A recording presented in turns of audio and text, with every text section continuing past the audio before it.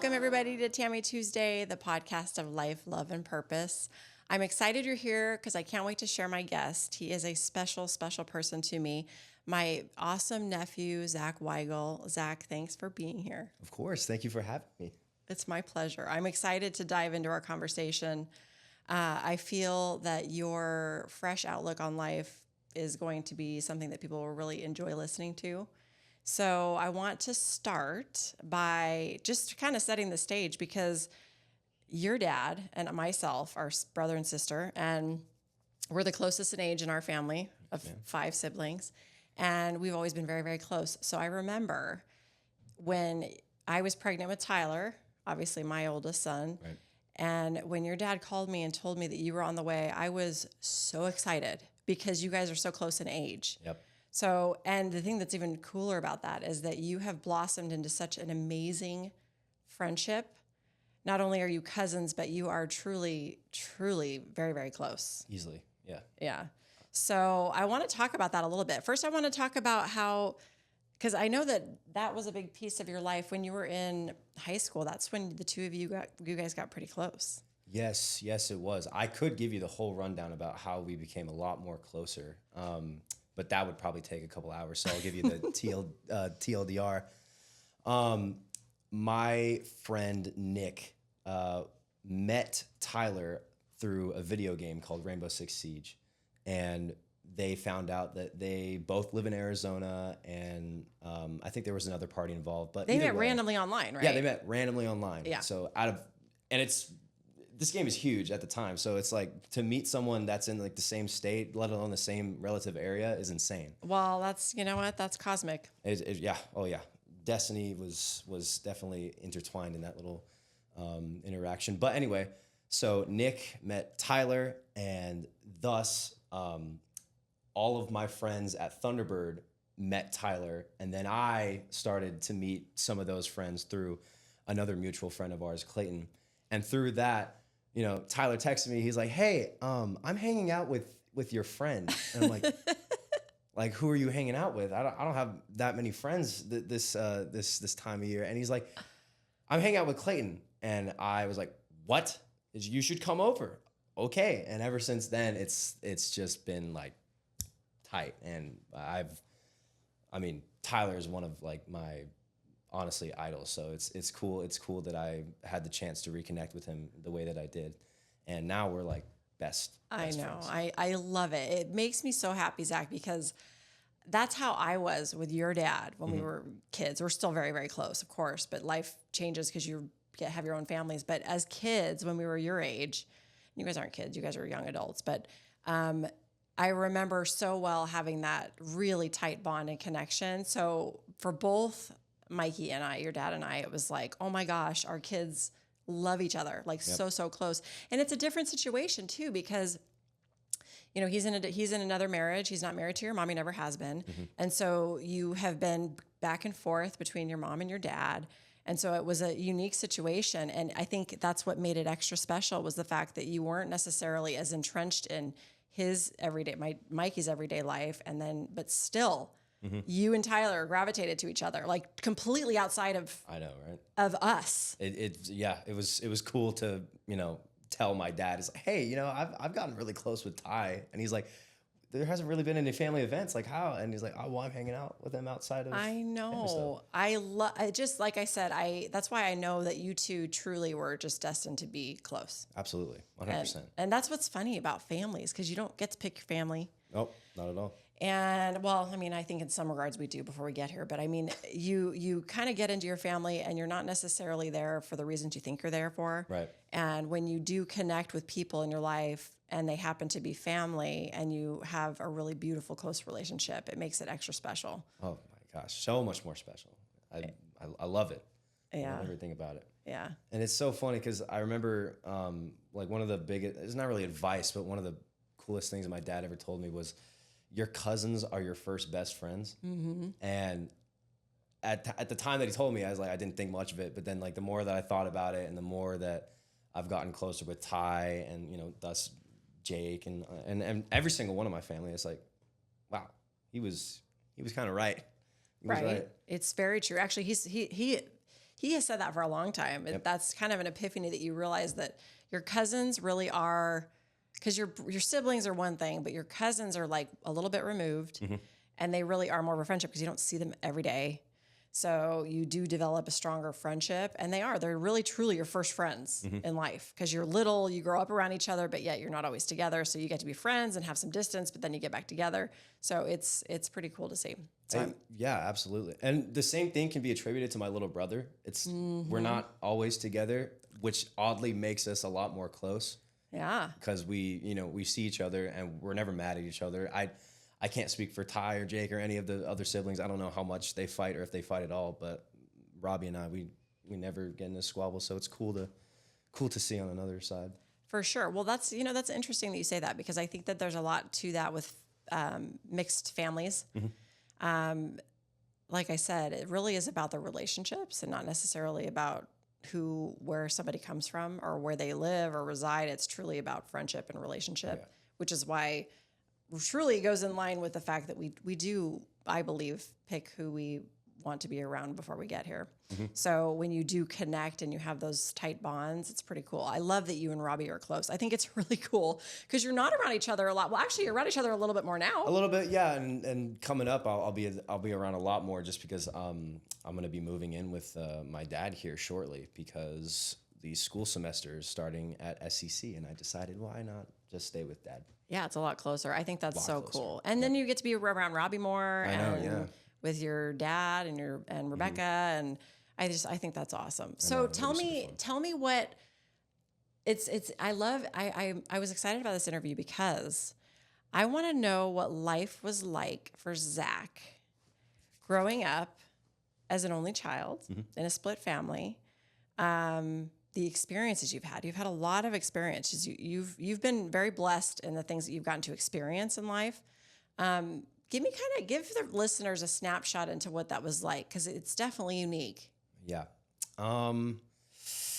Wow, that is a whole story. So, I mean, growing up, obviously, Dad has tried to be in my life ever since I was born. I mean, he was there the day I was born, whatever. But growing up, not really having him around for I think the first 4 or 5 years of my life, that was interesting because I was pretty much state hopping with my mom. And I grew up in Long Island for at least a couple months of my life. That's where I was born. And from there, Mom would either go on a work adventure with a distant uncle of ours, or some other thing where she was busy. So I would stay with my grandparents in Long Island. And eventually we moved to Oregon, and we had a lot of family in Oregon, and there was plenty of opportunity for my mom. And so bounce. We ended up in California for a little bit, and then we ended up here. And from that point forward, What age were you then? I was, how old was I? I think it was 5 or 6. I think. So basically, your babyhood. Oh yeah, my babyhood was spent in so many other places, not here. And then when you finally landed here and stayed here. When I finally landed here, things obviously they settled down a lot more. I started going to school here, and at that point, Dad had he'd been right there with me, and I would visit him every so often. But I'm very, like you said, I'm very blessed to have grown up how I did. A lot of love from both sides of the family, so there was never really any issue where I felt what's the word? I can't think of the word. I don't know. I never felt alone anyway. But so yeah, growing up here after bouncing back and forth was relatively normal. And Dad would have us over at Grammys or whatever. I would go over to Flagstaff when he was still living over there in Prescott. But it was an interesting life growing up. But ever since we moved to Arizona, it's been awesome. And then basically when you were school age, you started to be in school and you felt pretty entrenched. Oh, and yeah. you live with your mom full time. Yes. Which also is a blessing because you're not hopping back and forth, which is a lot. And that it's probably tough in some ways, but like I said, gifts and beautiful blessings in other ways. Absolutely. And I think it's cool that you've had the relationships that you've been able to have regardless of your living situation. I think that your parents have done a good job of really being good about that at least from an outsider's perspective. And just seeing how you've turned out, Zach, you're an amazing person. Thank you. You're very loving and sweet. And I selfishly am so happy that you are around more, and it helps because you're really, really close with my son. So I get to be around you, which is awesome because that might not otherwise be the case, you know? Absolutely. So it's pretty cool. So, okay, so moving forward, now the thing that I remember, you were always, when you were younger, a little younger, very charismatic. And that has led you to what has ignited a passion inside you with the, performing arts. Yes. So I want to talk about that. So when did that start and what did it look like for you? How did that kind of bubble up? So I know exactly how this started. This is a fun story to tell. Back in like 6th grade, my mom had been looking for outlets for me because I had a lot of energy. So she was like, okay, let's put him in some sort of like class or something to waste his excess energy. So she found an acting studio. It was Deering Acting Studio. I love you guys if you end up seeing this. But so from there, I was like, okay, I've kind of gotten in the groove of all the performing arts, whether it be, in front of camera or singing or behind camera. Or what about on stage? Or on stage. It's improv, all that stuff. So ever since I joined that in I think it was 6th grade, excuse me. I've been in love with anything like art, especially camera work. That's actually why I'm going to Scottsdale right now. I'm doing digital media production. I love that. And so yeah, working with cameras and all this equipment that I'm looking at right now is right up my alley. So is it when you say equipment, is it, so are you more interested in production? That is a question I've been asking myself a lot. As of late, yeah, okay. I would love to get with all the equipment side of this industry. But there's a lot to that too. I mean, it's massive. So much. I mean, there's things that I haven't even thought of, but the dream is to become actor. Oops, excuse me. Like a screen actor? On stage. Yes, exactly. On stage or in front of the camera? Definitely in front of a camera. Okay. I envy people who can go on stage and memorize that entire script without breaking. It's no joke, right? Yeah, it is insane. I've seen performances where monologues will last more than 10 minutes. And I'm like, okay, I can't do that. But it's crazy. It is no joke. I mean, really, truly, you have to have memorization. That's funny because we've talked about this with Logan, because Logan and you have very similar passions with this. Yep. And Logan has this amazing ability to memorize. I wish I can't even believe one of his plays. Yeah, I've heard amazing things about Logan. Logan. Not even just his plays. He'll watch a movie and he'll just memorize he can recite an entire scene like nothing. Wow. And it's really impressive. And it's funny. I just had an epiphany as you were saying that, because with Logan, he also is he has expressed that he's most interested in screens and he wants to be in front of the screen and on camera. But you're right. It's a totally different style of acting. Yep. It doesn't take away from either one. They're both incredible. But when you are on stage, you do have to have the skill of memorization. Oh, yeah. And not just the memorization, but the delivery also, the whole everything behind it, being the character. You have to think about how you say each line, and it's insane. But yeah, no, it's funny that you bring that up, because when I looked at or watched Logan's episode on this podcast, I was like, dang, I am watching an echo of myself right now. Wow. And so it was so cool to find out that, Logan was super interested in all the stuff that I was interested in. Yeah. So that's awesome. And yeah, you definitely have similar passions without question. Have you, so with him, because I've gotten to have a back seat to it all, because he's been in my house, I've raised him, still is. but he has always been interested in, like, he'll make funny little silly videos. He's always doing something, but he's also very creative. I mean, talk about the creative side of it, because I think there's a lot that goes into people that are discovering that they have this passion, regardless of what it is in art, in the arts, like drawing or photography or whatever the thing is. What was there anything when you were younger, or even still today, that draws you in, that's on that side of the artistic draw? When in terms of the creative side, oh, absolutely. I mean, like you said, Logan likes making silly little videos, and that in itself is, creativity blossoming. Totally. So yeah, when it comes to like making the things, like thinking of all of them, storyboarding, all that stuff, that is one of my favorite parts. And I love seeing it from other people as well. I mean, whether it be, film, what's it called?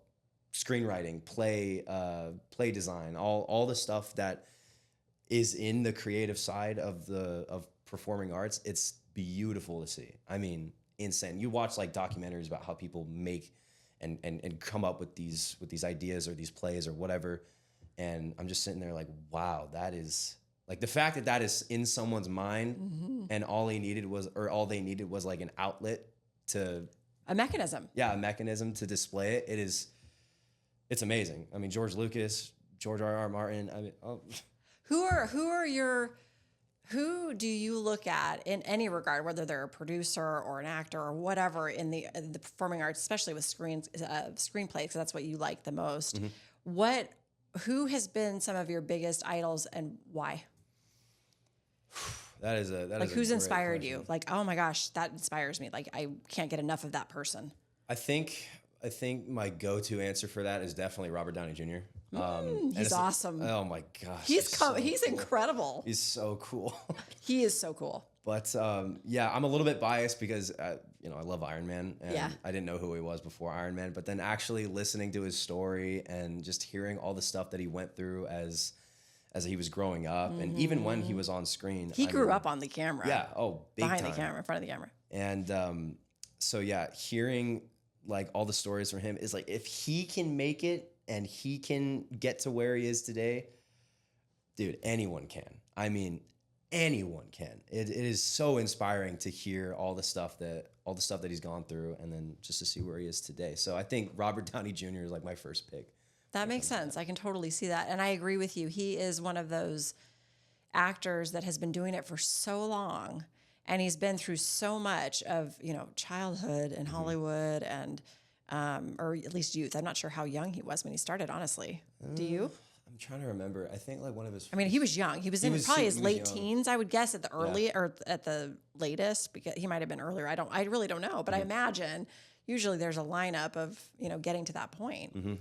But when you're in that space, so this is another question for you, Zach, because when you're in that space, it's really easy to get very lost in so many things, because fame oftentimes comes with acting and attention, and people can get lost in it. So what are your thoughts around that? Like, looking at somebody like Robert Downey Jr., who has gone down some really dark paths, and it's just because we happen to know about it because he's been open about it, for one, and he's followed. I mean, whether he wants us to know about it or not, we know about it. Which is part of the tough part of it. It honestly, I mean, it's a blessing and a curse. When, I mean, I'm no like A-lister. I'm not like getting followed down the street or anything. So I don't have any insight to the main issue, but it definitely sucks, because when you want to pursue something, clearly, I mean, so many actors, obviously, they want to be actors and they want to be, seen, but at the same time, it gets to a point where it's too much. I mean, people know everything about you. I mean, nothing's private, nothing's sacred. Nothing is private. And if you think it's going to be private, you're wrong. It just sucks. I mean, like paparazzi, I have a huge disdain for paparazzi. And this is coming from an attention seeker. No, I'm kidding. But careful what you wish for, right? yeah. But talk about that because it's a real thing. Yeah, no, it's I mean, obviously, I think one of the most notable cases of paparazzi just ruining people's lives is Princess Diana. That's a great example. I mean, I assume everybody watching this knows, but she passed away due to a car accident that was caused by paparazzi following her and the driver, and everything went downhill from there. But so yeah, seeing, and even like lower tier cases, like you'll see people outside of celebrities' house just like recording them getting the mail or walking down the Just street doing to get life groceries. stuff. Yeah. So that is like, to me, that is one of the scariest things about, like, if I want to really pursue this, dream of being an actor, I'm going to have to let go of some normalities that I have today, which is honestly kind of segueing into something else, but which is why I feel bad for young actors like Robert, or like young people that get stardom, Robert Downey Jr. and Justin Bieber. I mean, I mean that kid's whole life was broadcasted to the world, even when he was a teenager making stupid decisions. Like it's insane. He's come a long way. Oh my Lord. Let's talk about him for a minute. What do you know about Justin Bieber? Because he's fascinating to me. Justin Bieber. He's fascinating. I've like, back in elementary school, like I convinced myself, oh, I hate Justin Bieber. Like Bieber fever, that's stupid. But I didn't really care. And it's the girly actually, thing. You're like, it's like baby, oh, ew. But yeah, that's actually funny because his wife, Hailey Bieber, who I heard is like honestly helped him along the way to like find, because he's, I think like is a devoted Christian now, and she's very spiritual, very spiritual. But Hailey Bieber used to babysit me because my mom knew. Really? Yeah, my mom knew Stephen Baldwin, Alec Baldwin's brother. Stephen Baldwin is Hailey's dad, and apparently she was like maybe like. I don't think I knew that. Okay. Yeah, I had no idea either until I was told. But so yeah, seeing like that and everything that Justin Bieber has, like, I mean, like everybody knows his like mugshot after he got pulled over for speeding, and he was drunk at the time. I don't know how old he was, but I mean that sucks because everybody makes stupid decisions when you're young, but then for that stupid decision to be broadcasted throughout, not even just the country, throughout the world, and the public's opinion of you changing left and right, whether it's up or down or negative or positive, it's too much to keep track of. So I feel for him, but he's better now. So that's right. Good. Well, but the thing that's interesting is that in so many cases, young people that experience such fame and stardom, it really does take them down. Yep. I mean, it leads to a lot of decisions that are irreversible. Oh yeah. And it's a real thing, and not to be a downer, because it's just reality. It's reality, yeah. But that's the one thing that somebody who loves you, and you know this, I don't need to lecture you on anything because you're an adult, but it is something you have to take into consideration. I've had this conversation with Logan. It's like, wherever your path takes you, no matter what is going on or what kind of attention you're getting or who's saying, it's this, I mean, a very small microcosm of fame is social media. I mean, people can get blasted on social media within their little circles and become destroyed, and it can just completely take them over. And I remember you talking about this with Ty and asking him about like what social media looks like from his perspective, and honestly, I agree. What is your thought on that? Because these are the conversations that I want young people that might be listening to this to hear your perspective that's shared, because we don't always really hear the truth behind what older people like myself and older, how we experience it is completely different than how you experience it. We did not grow up with it. Right. It's new to us, and even us as adults, we get lost in it. I mean, we all do. Yep. And so I'm curious what your perspective is on just that, on social media. Like, how has it affected you? How has it played a role? How do you see it? How do you use it?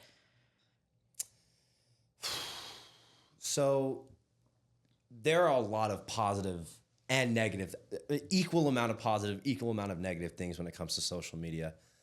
I mean, you look at how connected the world is right now due to things like Instagram, like TikTok. It's like we've never been more connected as a species through the use of social media. Mm-hmm. But at the same time, that comes with a lot of downsides.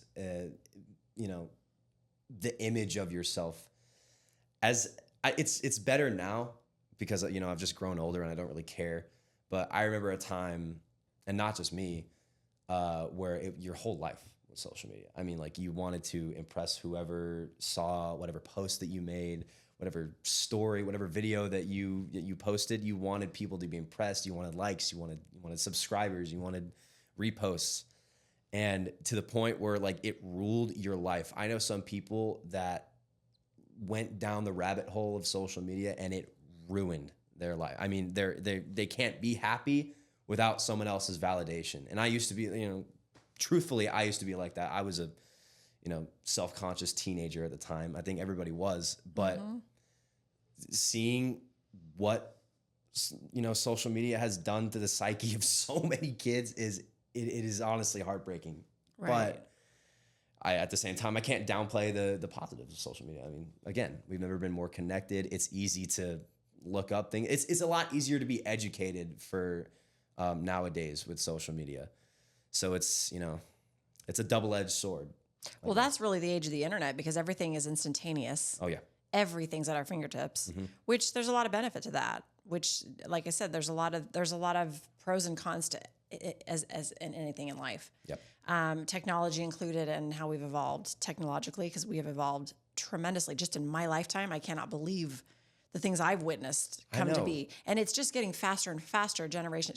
So by the time you're my age or by the time you're at the end of your life, I can't even imagine the things that you will have seen evolve across time to help to advance us, maybe to inhibit us, to all the things, right? Because they're all the same. It is. Isn't that like insane? Like how fast technology has come along. Like it may seem like a long time. It's like, oh, well, that was 50 years ago before we had the smartphone. But that in the grand scheme of it, like 50 years is not that long. No.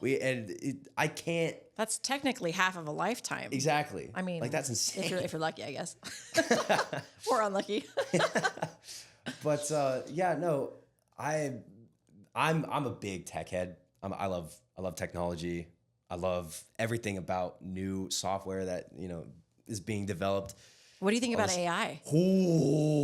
Let's talk about AI. AI. Okay. I'm so glad that you asked me. So, circling back to the creative aspect of, performing arts and all that stuff, like drawings, playwrights, like all that stuff.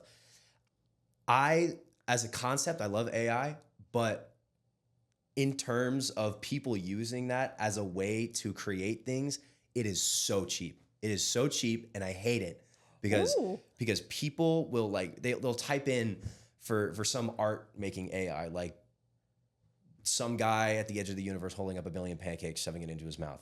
AI can, all right, boom, done. It'll take a lot more effort for someone to actually make that in real life. I mean, some of the media that I consume, it's no secret. I love anime. It's like a Japanese cartoon. We'll come back to anime. Yeah, of course. Like one of the artists, one of the most famous Japanese artists of all time, he's like, yeah, no, AI is like the death of creativity. And it's just like, I hate seeing that. Do you mean just visually? Visually, or everything? Everything. I mean, they're of all entertainment. I mean, TV shows are being written by AI, movies, video game. I saw someone programming a video game through the use of AI. It's insane, and it's cool, but at the same time, creatively, oh my. So here's a question to that. I don't agree or disagree. Yeah. But saying what you just said, if it's creating a platform of entertainment that people actually enjoy, why is it bad? I think it's a testament to human ethics, because the more that we use AI, the more that, we implement it into our lives. I mean, same goes with all technology. The more we, I think, downplay our abilities as human, because we have created some crazy thing. I mean, we created AI. And so for artificial intelligence to take over that aspect of us that I think a lot of us pride ourselves on. I mean, totally. It's a craft. They're crafts, our personal crafts. It is personal craft. I think it's a testament to our character as humans to be able to create things. But that being said, not necessarily a bad thing. Maybe like AI could help us, do so many different things like, space travel, all that stuff. But I don't know. I think it's important for us to, as humans, create things and keep the morality alive, keep the spirit alive. You know what I mean? I love that. Yep. It's interesting though. Here's a way to think about it, because I'm big on perspective. So if you think about, at least how I believe, we are all co-creators together because we're all connected, right? We all really co-create together. Our whole existence is co-created between us, the universe, God, source, whatever you want to call it. Yep. And if you think about AI in this physical experience that we're having as people on Earth, who's to say that's any different than our co-creation of our experience here as a person? That is a good point. I mean, I've also heard some arguments where it's like, okay, well, if AI we created AI. That's what I'm saying. Technically, we created it. Yeah, we created it, and thus it's our creation doing the work. So there's that. I'm not taking away from anything you're saying. I like to look at both sides of it, because I'm of the belief that the things that we experience in life, we can resist them, or we can embrace them and realize what we are to learn from them and how we can use them or co-create with them, whatever the reality is, whether it's an event that happens in our life or if it's something that's generated through technology, whatever the thing is, we really truly are here to co-create. So when I look at things like that, I mean, I've really been thinking about this a lot, because I'm like, what do I feel about this? And when it comes down to it, it's hard for me to put a judgment on it, because it really is a co-creation that, first of all, wouldn't exist if we didn't create it first. And secondly, why does it have to be frowned upon to use it or to co-create with that? Because there's a lot to be created. On the flip side, I, like you, feel that our spirit, which is part of our existence here, which when we're not here, we're still there. So that side of us that wants to create, it makes it so it's a different type of creation. It's just different. Again, perspective. Yeah. It's different. It may not look how it used to look, but that's how the evolution of time here on this planet has been anyway. Only, again, this is all both perspective, both sides of this whole thing is like, only time will tell. You know what I mean? It's like for those of us who resist against like the usage of new technologies, it's like, yeah, you're complaining now, but it might not be an issue in the future. And then again, it might be. So it's like, time can only tell. Yeah. And to your point about the creation coming from in here as a person, as a soul, I totally agree with you, Zach. I feel that whatever we create, that we're drawn to, that we're pulled to, that we're called to, like you're feeling called to this. This is like part of you, right? You can't resist it because it's pulling you. And you're saying yes. So that's where you're going, right? That's where your focus is going. And that's what will cause you to create whatever it is you're going to create and what you are currently creating, because you are in that process. We're always in the process of creating. So I just look at all of those things, technology included, which AI is part of technology, to look at it from different eyes of, okay, what is this to teach me? How can I co-create with this? What does it mean? How does it change anything about what's going on in here? Does it change anything that's going on in here? Because truthfully, it doesn't have to. Yeah. Right? That's true. It really doesn't have to. Yeah. So again, perspective. Yep. So let's go back to anime, because this is a fascinating. I mean, I have 4 boys. Everybody knows that listens to this podcast. And they're all almost teenage. Well, Gosh, I have a 20-year-old, so he's not a teenager anymore. Either way, they're older. They're not tiny little children. My point is, anime is so popular, not just among boys. I know it is among girls too, but it's really popular among boys today. And I remember anime because anime has been around forever. Yep. I mean, it's not new, but it's taken on this whole new life of awareness in the United States, Americans, right? 100%. It's not just a Japanese art. I mean, it stems from Japanese. It is a Japanese Japan. art, and there've been American recreations of it, but It's been Americanized, Yeah. but even still, either wherever it comes from, that's where it originates, right? Yes. So, but the thing that's interesting to me is there's been so much life to it. It's really become something very, very mainstream. Big time. And it's funny because as a kid, when I would see that kind of cartoon, as we used to call them, it was like, oh, it just looks weird. It doesn't look like Disney's Cinderella cartoon. It looks like we're the Seven Dwarfs. And really it's because it's a different culture. It's different art, totally different art. But to that point, again, because I was very Americanized as a little, girl in America. And so that's how I viewed it. But now it really has taken on a whole new life. So talk about that, because I want to understand it for myself.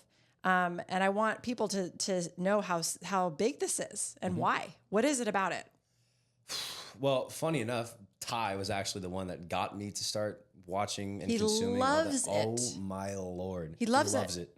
And so yeah, no, anime as a whole, obviously a Japanese art, and it has stood the test of time, at least from an outsider perspective. I wasn't always into Were they anime. comics originally? They start out as like comic books. Okay. And then an animation studio will like look at this and be like, okay, you know what? This is pretty good. We can make some money off of this. So let's turn it into a TV show. And that's Live exactly animation, what they do. yeah. And so watching or how do I say this? Anime, obviously, like you said, when it was a long time ago, it wasn't necessarily frowned upon, but it was more like We couldn't relate to it. yeah, exactly. It's like, You couldn't that's not our culture. Can't make sense of this. right. And so a lot of people were made fun of for watching anime, and sometimes it happens, man. But yeah, seeing where it is today, it's so funny because I know people. My friend Rishi, he was the biggest anime hater on the planet. I mean, he was like, anytime that me or my friend Danny, my little Pookie Bear Danny, would talk about or even mention anime or any part of it, Rishi would be like, "Oh, y'all are so weird." And so yeah, it was just funny because seeing how he was to what he is now, because he actually gave it a shot. He watched one of the shows that we recommended him, and he was like, "Dude, I get it." Like Total I get flip, it. right? Yeah, total flip. And now he's watching so many other shows. So yeah, anime has obviously become hugely mainstream all across America, even just like in the world. There's a show called Attack on Titan, and it was, I think, #1 on IMDb as the most watched show in the world, I think in like 2021, 2022. Whoa. And for an anime to be that mainstream and that popular is big insane. deal. Oh my gosh. It's unheard of. I would have never thought that an anime would be that popular. But yeah, like you said, very mainstream, very cool. And I like the art. It's pretty cool. I have a theory on this. As I've adopted a little bit more of exposure to it, because I don't sit down and watch anime, I don't, but I have seen it on being played in the background. I have my kids home and I've seen it and I've been exposed to it, and I have watched a couple, a little tiny fragments of things. The ones that I have been exposed to and have locked in on, this is what's so fascinating. I have seen and experienced massive spiritual undertones, which are really cool. Oh yeah. And it brings me to the next topic, which is the Japanese culture, which is I'm getting goosebumps, which is incredibly spiritual. and very much in touch with their spirituality and what they are and how they create. And I have not been to Japan. I know you have, and I want to talk about that. Tyler is dying to go. Yep, I also really want to go, and it's funny, I'll be honest with you. I love to travel. I've always loved to travel, and Asian countries in general had never really pulled me in. It was just, for some reason, this was, Tammy 1.0. I was like, I just don't feel called to that. I'd rather go here or there, whatever. And it never really did. Obviously, in older years and as I've experienced more life, that's changed. But even more so, it's changed in my spiritual journey, because I've had conversations with people that have experienced places like Japan on a spiritual level and have visited and had their own experiences there that have been like, you don't understand the magic of this place. It's true, yeah. And it's made me go, huh? And now I'm like, whoa, okay, I see it. It's like, oh, all of a sudden the light's gone on. And so as I've kind of explored that more and have studied a little bit more of the culture and what really is going on from a spiritual perspective, because I'm very much into a spiritual walk, it's been really fascinating to see. And it's made me really, really want to dive into that culture much, much more. So anime is one slice. Just a tiny smidge of the Yeah, whole one thing. little slice of what now has become mainstream in my culture, which is American culture. And it's like, but now I've learned more and more. But my point in saying all that is I want to know what you thought of Japan, because Tyler is really, really drawn to it. And like you said, Tyler's fascination with anime, that was new. I mean, he was the oldest of all of our kids. I never thought, I was like, oh, this is new. I wonder why he likes that instead of Peter Pan. And that's not fair. Of course, he liked Peter Pan too. But I'm just saying, like, it was like he really was drawn to that type of animation. Right. So anyway, that tells me there's something in here that's going on that's pulling him to that. So I'm just curious, what is it about Japan that you've experienced that you find that you love? Because you obviously want to go back. You're going back. I plan to go back. My mom has like advised against it just because of the money situation, but I want to go back, so I gotta. But wait, yeah. let me back up for a second, because you know I love your mom. Yeah, of course. She's such a great influence on you when it comes to being cultured and travel, which is such a gift. And Yes, I'm grateful for you that you have that because of her. That's Me too. amazing, among many other things. But was that first trip influenced by her, or was that totally you? That it was. That was kind of like a graduation present, because the year that we went to Japan was the summer that we graduated, and we were talking about it. It was like, oh well, dude, this is like a special time. Like we should go on a trip. And I think my friend Danny and I had talked about it, but then Mom was like, let's make that happen. So she put in so much work to make this itinerary, and obviously she came with us. Yeah. So when we went, it was my friend Danny, my friend Alex, I love you, Alex, and my mom. And almost everything that we did was because of her and her itinerary. And so, yeah, she definitely spearheaded a lot of what we. So she was obviously 1,000% behind it. Oh, dude, yeah. And talking to her now, I mean, she asked me the question while we were over there. It's like, what is your favorite country that you've been to? And I don't want to sound spoiled, but I am blessed to have been able to go to different countries. And I was like, oh, dude, Japan. I mean, easily Japan. Tell me why. So when you first get there, it's nothing like Europe. There's not a lot of things that are in English. It is all either kanji or Japanese. So immediately when you step off the plane, you're like, okay, I don't know where to go. And It's all symbols. It's all symbols. It's all symbols. Yeah. So Google Translate and Apple Translate definitely helped us when we went over there. But as soon as like we got out of the airport, and because we stopped in Osaka, that's where we got out, and I'm sitting there like, wow, like this is insane. And it's kind of corny to say, but it's literally everything that you see in like these anime shows is right there. It comes to life. Yeah, it's literally comes to life. It's based on their culture. Yes, that's why. Exactly. It's based on their life. Right. It's like watching an American movie and going to America like, oh my God, I saw that. But True. Yeah, no, but so going there, it has like a charm to it. And like you said, there's a lot of spiritual stuff going on over there. I mean, shrines that we visited were in Kyoto. I mean, you felt like you were on a different spiritual plane. I mean, their whole thing, sorry, is honor. Like throughout the test of time, it has always been honor. Like back in World War II, it was about honor. Back in 50 years ago, it was honor.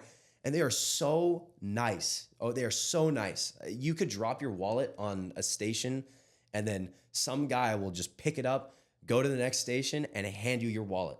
Like, it's insane. It's like the whole country is Chick-fil-A workers.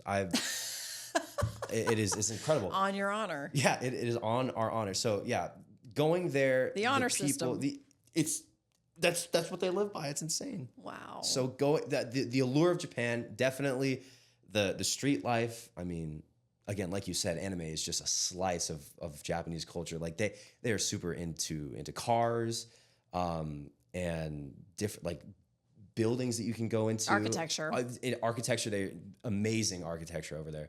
And beautiful shops, creators over there, yeah. That's insane. And so, yeah, going to Japan was definitely one of like the best things I've ever done in my life. And the fact that I got to share that experience with a couple friends and my mother was super cool. And I cannot wait for Ty to go to Japan, because we gassed this trip up so much, the point where it's like Ty was like, I need, insanely jealous. need to go. And I felt really bad, but when he goes, and he will go, I will make sure. He will. He's going to come back like a changed person. He's going to want to move there. I know. Maybe that's what I'm afraid of. No, I'm kidding. I'm kidding. I want him to be wherever he's happy. But I do think that there's something pulling him there for sure. And I think that he's going to have a really amazing experience. I feel the same way. And like I said, now that I have new intrigue to want to go there and experience it myself, which is exciting, because Tyler's like, well, let's go. I want to go. Let's go together. So we'll see when that happens. Yeah, that'd be awesome. But anyway, I found it very interesting. Anime led us to that conversation, but the Japanese culture. It's funny because Eric, your uncle Eric, his grandparents had a Japanese foreign exchange student back when they were young, when they were raising their kids. And so Eric's dad, Rick, had a foreign exchange student from Japan, and she came over. Her name is Kozue. And we are still, she's so involved with the family. Really? Yeah, that was like 50 years ago. Wow. 50 years ago, at least, maybe longer. And she lives there with her family, and she has her family there, and she sends still that whole family, meaning the family that she stayed with, which is like Rick, Eric's dad, and his siblings and their families, like Christmas, like she'll send a whole package of Christmas presents, like not like elaborate, but like little things, little trinkets. Yeah, she'll send a whole bag of Christmas things. Well, for Christmas, not Christmas things, but things for Christmas as gifts to our family. Like she sends them to my children. That's adorable. And it's funny because Kozue, I've met Kozue a couple of times because she's visited here. She actually came to our house, but it just is a testament to her family and their culture and the gratitude and the wanting to give and to share. And she has always said, it's funny because Eric and I talk about when we do go to Japan, we absolutely will go see Kozue and stay with her family because they're amazing people. And but it just is a testament, and that's just, again, one tiny example that I know of the culture. Like you said, it's just, they're just respectful and honoring and loving. Yeah. And anyway, it was very impressive, and I do feel a big draw to that. What other countries have you gone to that you like? Switzerland I went there with my friend Danny also. Switzerland was fun. We went cliff jumping. He hated it. But I think my favorite other than Japan, and I want to visit the other Asian countries. I want to go to Korea. I want to go to the Philippines. I'm Filipino, so I gotta get in touch with that. But I think it's like Rome. Rome was amazing. I mean, I love Italian food. Just because of the history? Oh yeah, So back in middle school, I went to a charter school, Great Hearts. Their whole thing is like Romulus and Remus, the story of Rome. I mean, it's like all of like Roman traditions. I mean, the houses, it's insane. So going there, why I was like 13 when I went, going there and seeing like the Colosseum, Pisa, and I mean, Pisa's not in Rome, but being there like in the street life of Rome, all the markets that we went to, oh my gosh, nothing could ever recreate that. There was so much charm over there. And man, yeah, no, I would totally go back to Rome, but I definitely feel like I should go visit more Asian countries first. So let's talk about where you're going next, because you're talking about, you were talking about how, switching gears, you were talking about how you're going to SEC. Ah, yes. And you're studying production and film. And where do you want that to take you? Because you've talked about where you're going next. Let's talk about that. Yes, ma'am. So after giving it a lot of thought, after I transfer out of Scottsdale Community College, I want to continue the next 2 years back in Long Island. I've gone over there recently, like a couple times. I went with Ty. We had like a cool little New York trip, and on those trips, I've always wanted to live in New York, and now you spent a lot of time there. Yes, and admittedly, it's home, honestly. But going to school back in Long Island at Hoftra University, which is where I tend to, I want to attend. I really want to go over there because my grandpa, my Papa Jeff, we stayed with him when we all went. He's also super into, camera work. I mean, like let's talk about that place you went. Yeah. So my grandpa, Papa Jeff, I love you, Papa Jeff. He works at a TV studio in Manhattan, and he's worked with multiple celebrities. I mean, some of the pictures that I've seen, like my grandma has a picture with Mark Ruffalo, which is really funny. Dak Prescott, the football player, Millie Bobby Brown, Chris Hemsworth. I mean, crazy names. And it's all because of my grandpa's studio, because he does TV broadcasts. So Wendy Williams, Sherry Shepherd, he had those people in his building. And wait, let me ask you something really quick. Do you think that had an influence on your interest? Oh, 100%. Okay, that's why I just wanted to clarify. Yeah. Okay. I don't think about that together until right now. That's why I'm like, wait a minute. Yeah, I actually thought about it. It's like maybe that's why I wanted to film. Well, that makes perfect sense. Yeah. But so yeah, visiting all those TV studios when I was little and like seeing what they do, like in the green rooms and with the crazy like devices sound mixers like that. And stuff, yeah. It was like, wow, that's cool. But so yeah, because of Papa Jeff, I definitely want to pursue that. And he's given me guidance of what to do, which is why I landed at Hofstra, because that's where he went. We have a connection over there. Professor Hillebrand, he's in part of like the television production part of Hofstra. So yeah, that is definitely where I want to end up.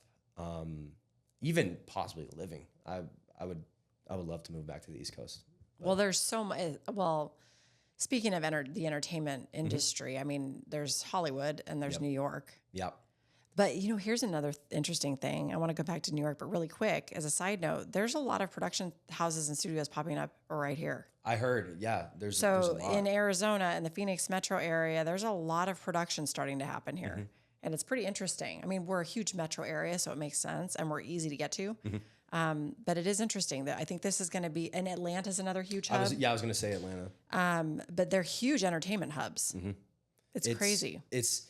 I wouldn't say it's necessarily phasing out LA or Hollywood, but it's definitely expanding to different parts of the globe. I mean, I was just talking about the U.S., but yes. Or I mean, sorry, U.S.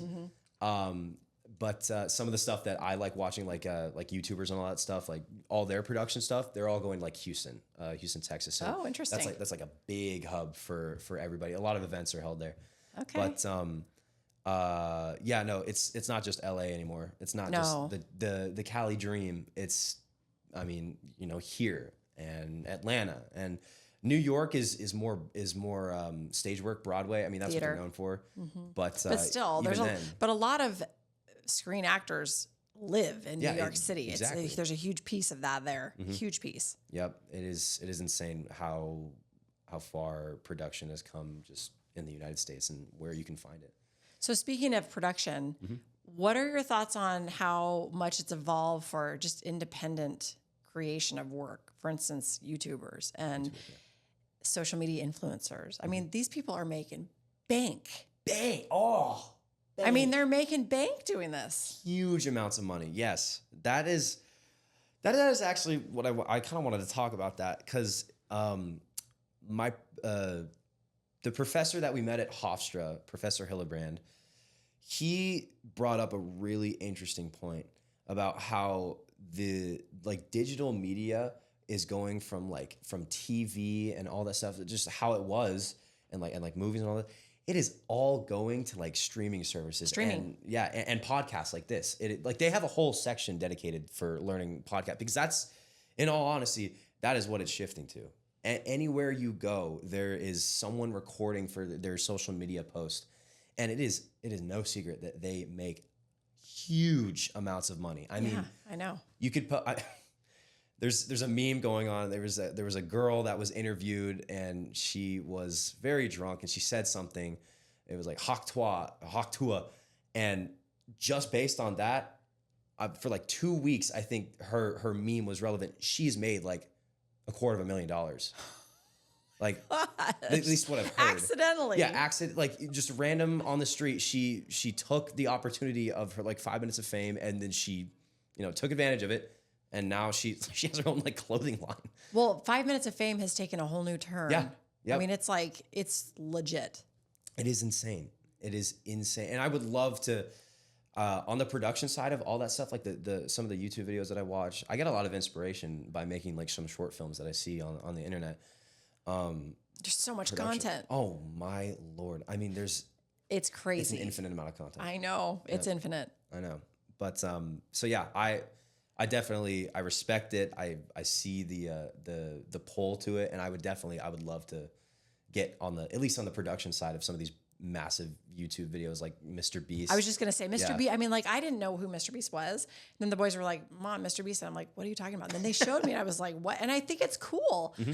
I mean, it started out as this dorky production of him just shooting, silly videos in his bedroom, right? Yep. And then when he started to generate more popularity and more of a following, he started getting some income, and he'd take that income and he would do really cool things with them. He would give it away to charity, or he would do these big events and he'd film it, and then more people would watch. It was it was just multiplying and multiplying and multiplying exponentially. You can't even fathom. Insane. And now is he the highest paid YouTuber on YouTube now? He might be the highest paid YouTuber. I don't think he's the most subscribed. I could be wrong, but he is definitely right there. Right there. And it's funny, he's just, and I don't mean this is in a bad way, he's just an average Joe. Yeah, he's just a normal guy. Just a normal kid that just started doing this, and then it's exploded. That is the dream. At least for my generation, I mean, I don't know how many people have gone through this, but everybody and their friends and their grandma has always said, I want to be a YouTuber when I grow up.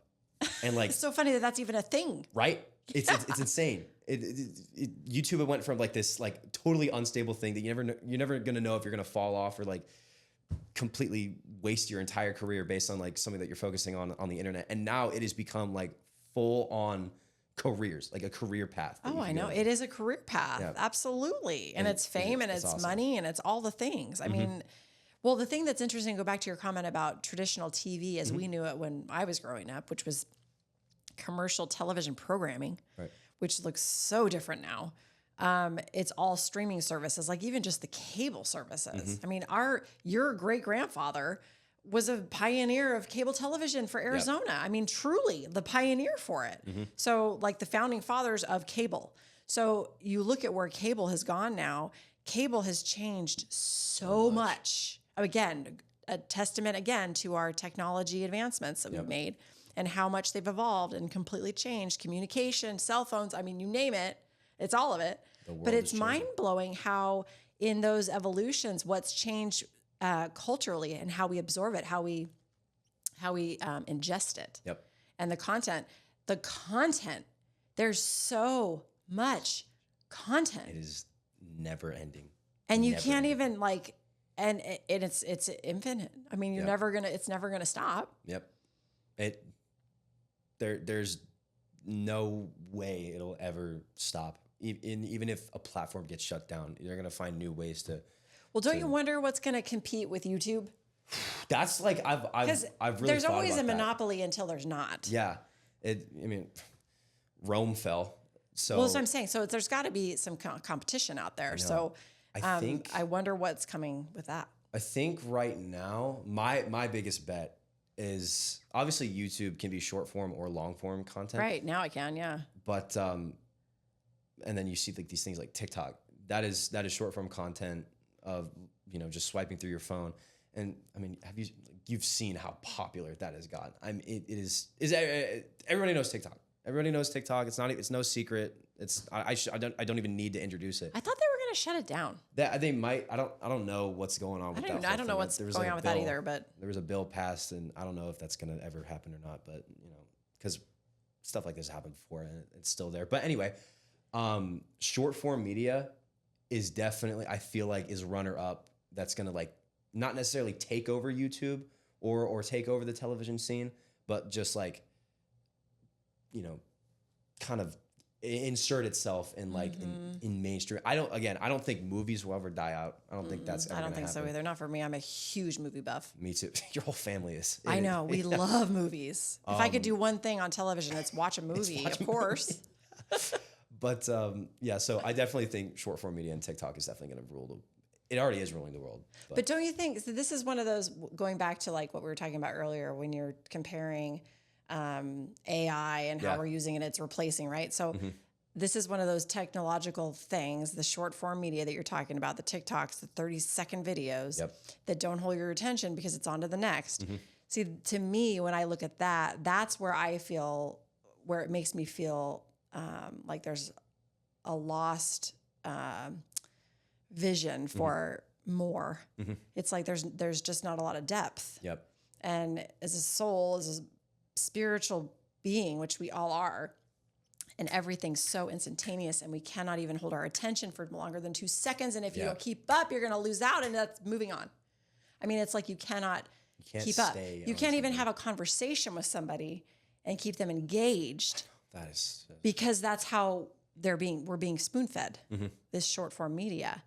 So that, for me, again, I try not to put judgment on anything because it is what it is. I can only the only thing I have control over is how I respond to anything out there, right? That's the only thing I've got. So it's not a judgment against or for. It's just interesting to watch because it really is changing our culture. Again, is it bad? Is it good? Who's to say? Right. But that's for each individual to make their mind up around that. But the thing is, it's interesting because it really is losing the depth from how I see it of engagement. Yeah, I mean, and real connection. Like you said, we're more connected now, and we are, but we're also more disconnected. Yes, it's like the yin and yang. I mean, we are so disconnected because we're so on this all the time that we're doing less of this. Or when we're doing this is so short-lived because this is boring me. I can't even carry on a conversation. Children cannot carry on conversations with other humans because they're used to the next thing, the next thing, the next thing. It's interesting to see how it's changing our culture. It is, again, like we said before, there are pros and cons to everything. And so like TikTok and this, there's jokes that, TikTok has pretty much fried our dopamine receptors, and it's just like you can't focus on one thing for more than like 30 seconds, like you said. Right. So it's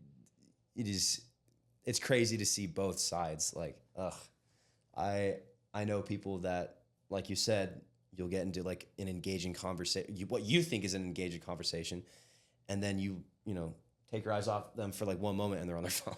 Right. So nobody can sit in silence anymore. Oh, I'm really bad with that. I don't like silence in general, but I'm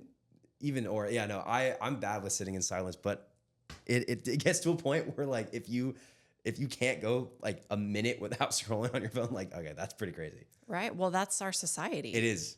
That is the reality of our society. That's where, honestly, the thing that's so interesting, Zach, is that the things that we talk about here on the regular are about getting quiet and going in and shutting out the outside noise, because really our only reality really is only within. Yeah. All the outside stuff, it's beautiful and we've created it, and it's what we're around, it's what we're absorbing. But man, oh man, when we can get quiet, talk about an alternate reality. I mean, when you really know what's going on, when you're just quiet, it's like, whoa, whole other level of experience. I know. It's insane. Like sensory deprivation. It is. Well, it's just interesting because I think, and that's why I love these types of conversations when I go deep into that stuff, is because I feel like our world really needs that. That the lack of going in is keeping us more disconnected. And when we go in, we realize how connected we are. I mean, it really brings to life, oh my gosh, like all of a sudden you have new self-awareness, and then you have new awareness of everything else. I know. And it changes your perspective on your whole experience. And then when those outside things come along, you can decipher, that's for me, that's not for me. That's for me, that's not for me. Or I see that, okay, neutral. You know, you can make your mind up more based on who you are. Yep. And what you really want. You want it for yourself. Yeah, it's interesting. It is. It's a huge topic of conversation that I'm glad that you're covering, because it's. So one of the last things I want to talk about, because we talked about this with Tyler, is dating. Dating. All right. Because this is we talked about this, and I don't want to repeat our conversation about Tyler. It's different because it's you, but I find this very fascinating because, again, going back to our disconnection, our young people who are, dating and evolving in relationships, they're wanting to get involved or start a family or have kids or whatever their path is, doesn't matter. Just getting engaged with other people in a relationship, a romantic relationship. How do you see that with people in your age group? How does that look for you? What do you see? What are the challenges? What are the hurdles? What are the good things? That is a very, very loaded question, because there are so many. I think, honestly, I can summarize it down to this. At least in my generation, and I don't know, I can't speak for future generations. I don't know. But there's a huge problem with loyalty. When you get into a relationship with someone, it is quite common for the flame, I guess, to die out within like 3 months. There's this whole thing on the internet. It's called the 3-month rule. I think it's stupid, because love is love. Right. You're not gonna, don't put like a label on anything that you think will happen. But in at least in my experience, I have been lucky enough to find people who I can actually engage with, and I'm not sitting there for like 2 months wondering if this is really going to work out. Like I've had experiences that, it kind of just, it's a little sad, and at the same time, I don't know, because I remember Tyler was talking about what did he say? Did he bring up Tinder at all? No, we didn't talk about Tinder. No, we did talk about dating apps. We talked about social media a lot. Yeah. And the facade. Mm-hmm. And so yeah, again, I'll just circle back. The problem is like loyalty. And so what were you to say about Tinder? Yeah, so Tinder, that is a whole different thing. I mean, there's so many dating apps other than Tinder, but right. Tinder, I think when it was first created, was used to, it was a matchmaking site where hopefully you could find someone that you want to spend the rest of your life with. Now it is used as like a hookup site where you find someone that you think is attractive, and then you go in for one night and then you're done. You hook up and then that's it. That's it. And that, along with even human interaction. I mean, you'll meet someone at some sort of party that maybe your friend is throwing, and then you'll have like this one experience with them, and then that's it. You'll never see them again. So that's even happening outside of things like that. Yeah, like it's gotten to the point where even within human interaction, it's kind of sucks. Well, it's interesting though, because that's existed from the beginning of time, that one hookup thing. Are you saying that you think that it's more common now for that versus the other? What's the 3-month thing? What is that? What do they say about it? What's the stigma? Essentially, it how do I say this? If when you are romantically inclined with someone at the beginning of your relationship, or whatever you want to call it, For 3 months, it's like, I guess another name for it is like the honeymoon phase. Right. So for 3 months, you guys are all lovey-dovey, like you always want to see each other and blah, blah, blah. You spend every waking moment with each other. And then after, like once those 3 months are up, then either one party or both parties doesn't feel the same fire as they did for those 3 months. And then it's like, oh, okay, well, maybe I don't want to be with you. And then they break up. So in people that say that they've experienced that, what do you think's happening? Dude, I don't know. Because when I hear that, what I think could be happening, which is because I've been in a marriage now for almost 23 years. Congratulations. Thank you. But there's so many phases to any relationship, marriage or not, that, sometimes it's super hot, fiery hot. Yep. And sometimes it's cold as ice. Sometimes you're on your own journey.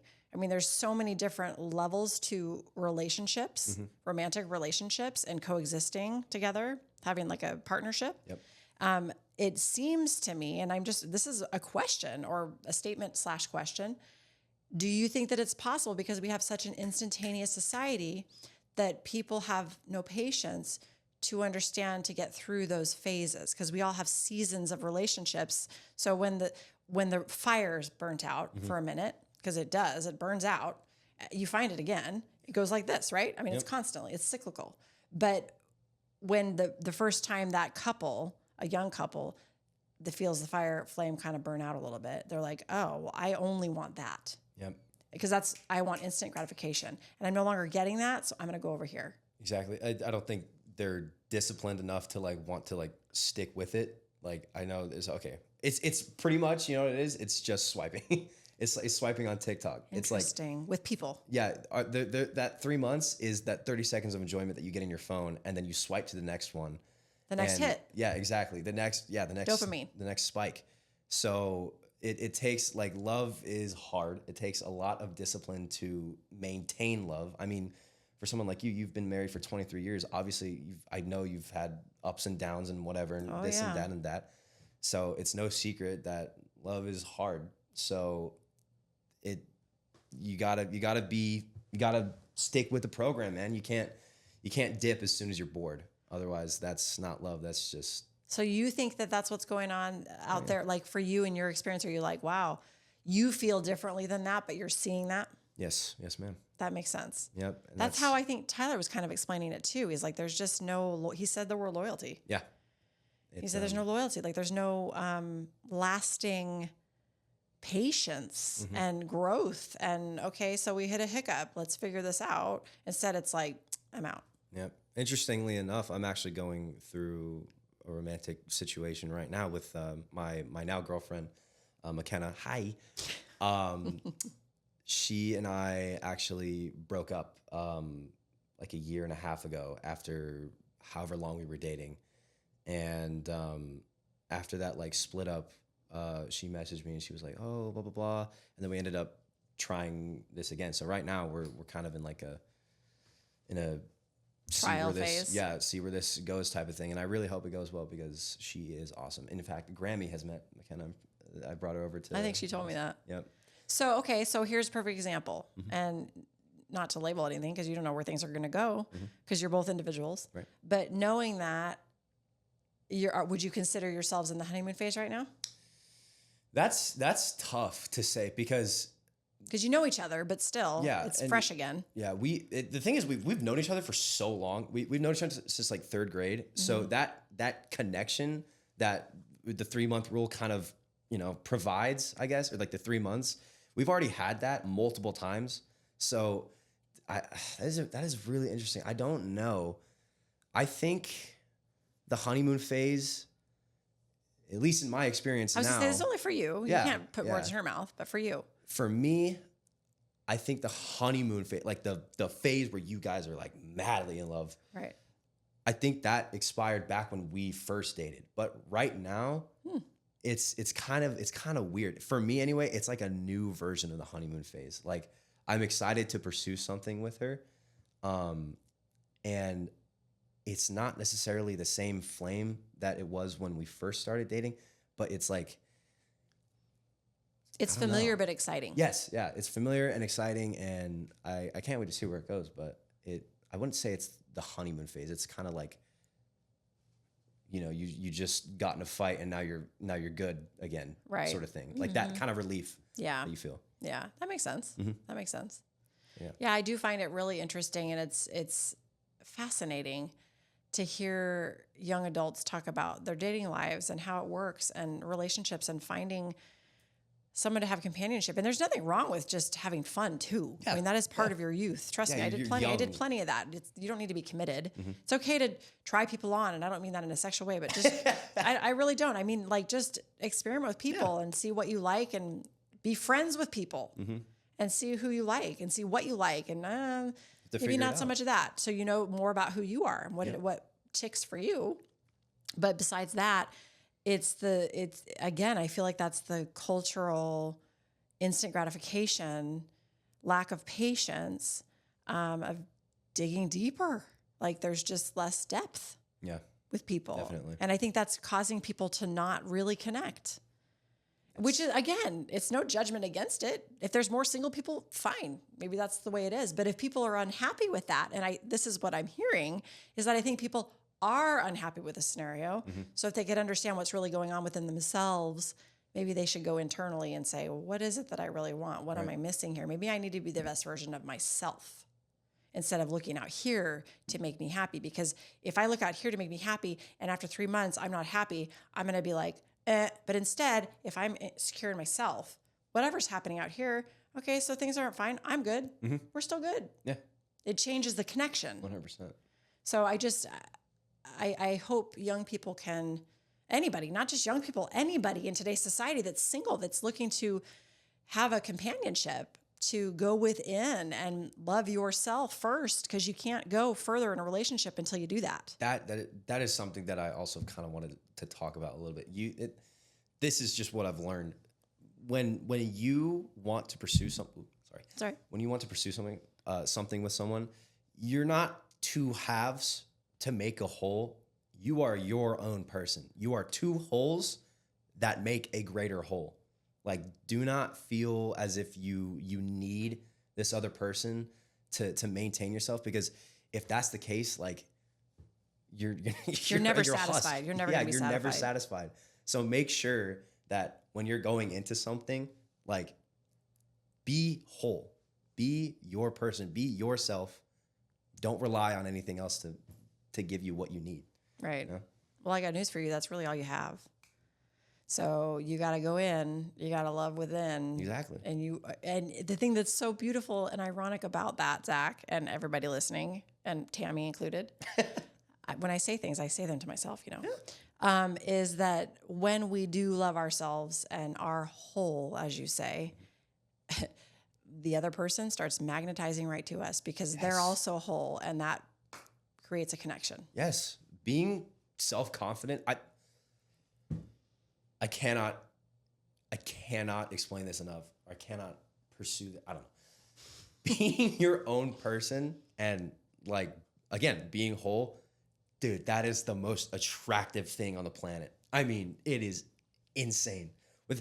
If you act like, confident and obviously not egotistical, but if you are confident in your person, if you know who you are and you're not afraid to be who you are, you will find someone that will gravitate towards that. Well, I was gonna say, you're not gonna find someone. You're gonna find each other. Yeah. If they're doing the same thing, that's when the magic happens, and that's when you connect. You can't even help it. It's cosmic. Yeah, it's destiny. It's spiritual. It is. Well, it is. It's much deeper than I gotta find someone. Let's look on this app. Yeah.